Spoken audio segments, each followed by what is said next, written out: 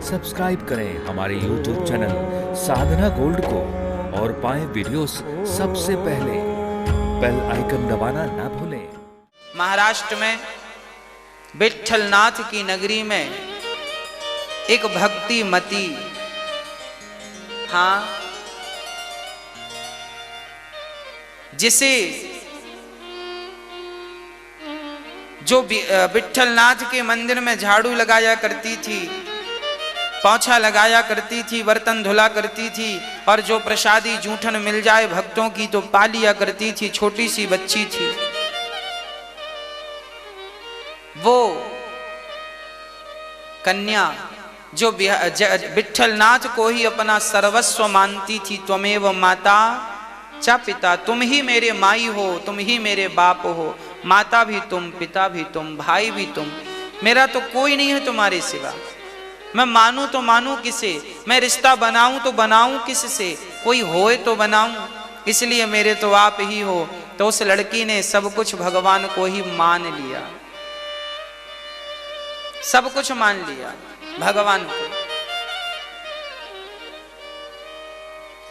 कुछ दिन बाद वहां के पुजारियों ने, पंडों ने, मंदिर के पुजारियों ने देखा कि ये लड़की सयानी हो गई है, बचपन से यहाँ रह रही है, इसके माई बाप पता नहीं कहाँ चले गए, अब ये बड़ी हो गई है, चलो ये मंदिर में रहती है तो हम सभी का कर्तव्य है कि इसका विवाह कर दें।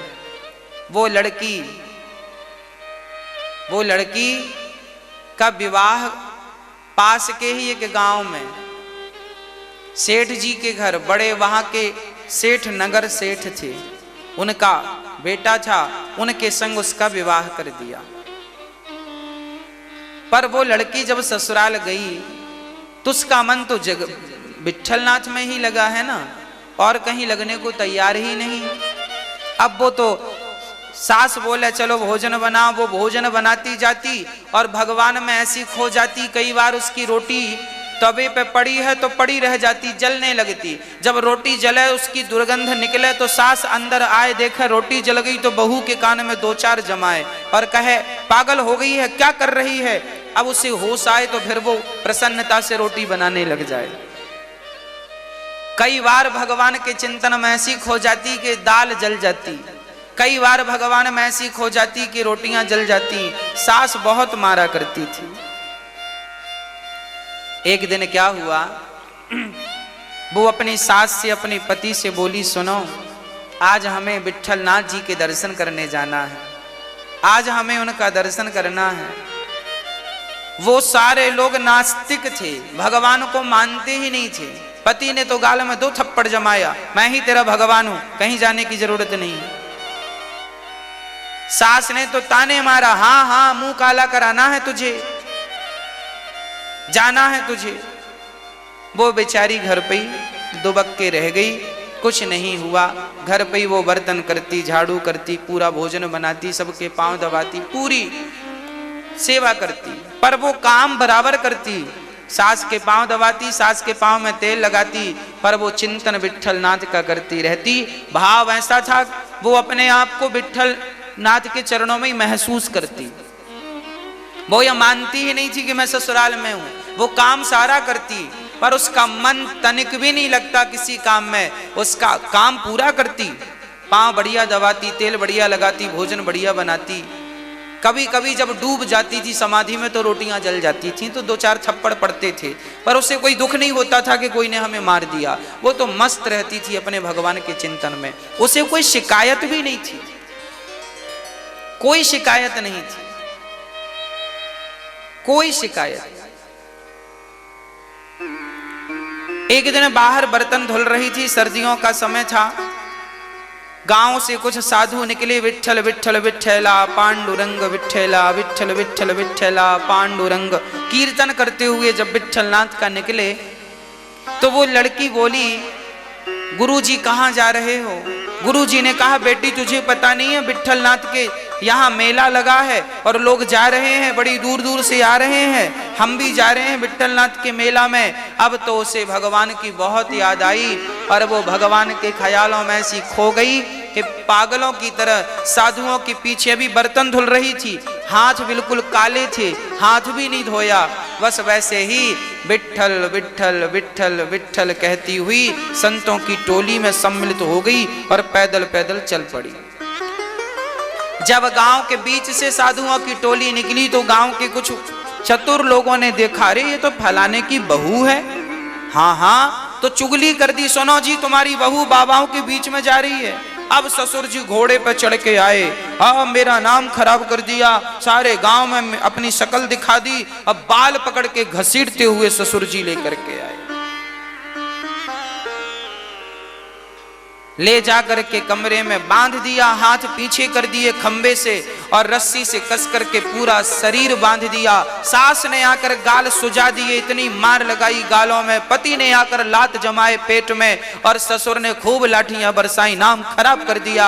और बड़ी भक्तन बनी है, बड़ी पुजारन बनी है, और क्या क्या ना बोला लोगों ने। बांध दिया, खाने को नहीं दिया, पानी नहीं दिया। बस इन्होंने तो बड़ा अत्याचार किया, परंतु धन्य है वो कि बस विट्ठल, उसके मुंह से विट्ठल जाता ही नहीं। बस विट्ठल, लोग लात मार रहे हैं, थप्पड़ मार रहे हैं, उसे कोई फर्क नहीं पड़ता। वो तो बस विट्ठल विट्ठल विट्ठल जप रही है और बस रोती जा रही है, हे विट्ठल क्या अपने दर्शन दिए बिना मेरे प्राण निकालोगे? बस विट्ठल नाथ एक बार अपना दर्शन देकर मुझे कृतार्थ कर दो। क्या गुनाह किया मैंने कि आपने अपने चरणों से मुझे दूर कर दिया? हे भगवान, हे विट्ठल नाथ, मुझे दुख इस बात का नहीं है कि मेरी सास ने, मेरी ससुर ने, मेरे पति ने मुझे मारा है। अरे दुख तो इस बात का है कि ये आंख आपको देख ना सकी, आपके दर तक मैं पहुंच ना सकी, इस बात का दुख है। और बस वो रोती जाती, हे विट्ठल, हे विट्ठल मुझे अपने चरणों से लगा लो, हे विट्ठल मुझे अपने चरणों में लगा लो, मुझे अपने दर पे बुला लो। बस विट्ठल विट्ठल कहती कहती वो भगवान के लिए रोती रोती रोती रोती बेहोश हो गई, मूर्छित हो गई। और जब मूर्छित हुई तो उसका ये रुदन, उसकी प्रार्थना भगवान देखी ना गए भगवान को। विट्ठल नाथ पंढरपुर से चल करके आए और उसके पास आकर खड़े हो गए और भगवान ने अपने हाथ से उसके सारे घाव पर मलहम लगाया और उसकी रस्सी खोली और उसे ले जाकर के अपनी कृपा से बाहर खड़ा कर दिया और कह दिया कान में, जा सीधा रास्ता है, चली जा विट्ठल के पास। और वो तो बेहोश सी थी, उसे कोई होश नहीं था, पर भगवान ने कान में कहा कि जा विट्ठल नाथ से मिलकर आ। वो चल पड़ी और यहाँ भगवान स्वयं उसका रूप बना करके उसी खंबे पर, उसी रस्सी पर खुद भगवान बंध गए और वो चली विट्ठल भगवान से मिलने। थोड़ी देर बाद सास आई और गाल पे फिर 2 थप्पड़ जमाए। अरे अभी तक तो बहू बंधी थी, पर अब तो बहू को मुक्त करके भगवान स्वयं उसके स्थान पर बंध गए हैं। भगवान अपने भक्त के लिए बंधन स्वीकार करते हैं। ये कथाएं, ये सत्य कथाएं, ये सत्य कथाएं हैं, ऐसा हुआ है। वो चलती चलती चलती चलती चलती चलती भगवान का चिंतन करती करती जब विट्ठल पहुंची, पंढरपुर पहुंची और वहां विट्ठल भगवान को देखा। और जब विट्ठल भगवान को देखकर उसकी आंखों में आंसू आए तो उसके नेत्रों से उसके प्राण निकल करके भगवान के चरणों में समा गए। हे नाथ, अब जीकर क्या करूंगी? उसने मरते समय कहा कि हे विट्ठल, अब तेरे दर पर आ गई हूं, अब तेरे दर को छोड़कर कहीं जाना ना पड़े। हे नाथ, ऐसी कृपा करना कि बस आपके दर को छोड़कर कहीं जाना ना पड़े। आपसे आंखें मिली हैं, अब किसी से आंखें मिलाना ना पड़े। बस ये कहना था कि प्राण निकल गए और विट्ठल नाथ के चरणों में समा गए। और वहां वो भगवान बंधे थे। जब लोगों ने देखा कि ये तो फलाने की बहू है, फिर पहचान गए लोग, अरे ये तो प्राण निकल गए, मर गई वो, मंदिर में प्राण निकल गए। लोगों ने खबर पहुंचाई आपकी बहू मर गई है। ससुर जी बोले कहां मर जाएगी, वो तो कमरे में बंधी है। जाकर देखा तो वहां रस्सियों में अब कोई नहीं था। सास बोली 5 मिनट पहले ही मैं 2 थप्पड़ जमा के आई हूं। अब सारे लोग आश्चर्य माने कि ये तो यहां है, और सास कह रही है मैं 5 मिनट पहले अभी 2 थप्पड़ गाल पे मार के आई हूं, तो भगवान तो भक्त के लिए गाल पे थप्पड़ खाने को भी तैयार हैं, लोगों की लातें खाने को भी तैयार हैं। अरे उस प्रकार की सहजता सरलता हमारे भीतर आए तो सही, हम वो प्रेमी बने तो सही। हम प्रेमी बन नहीं पाते, भगवत कृपा हो नहीं पाती, और हम चिल्लाते हैं कि भगवान है ही नहीं, हैं तो कहाँ हैं। अरे हम सहज नहीं हैं, सरल नहीं हैं, इसलिए ईश्वर का अभाव है।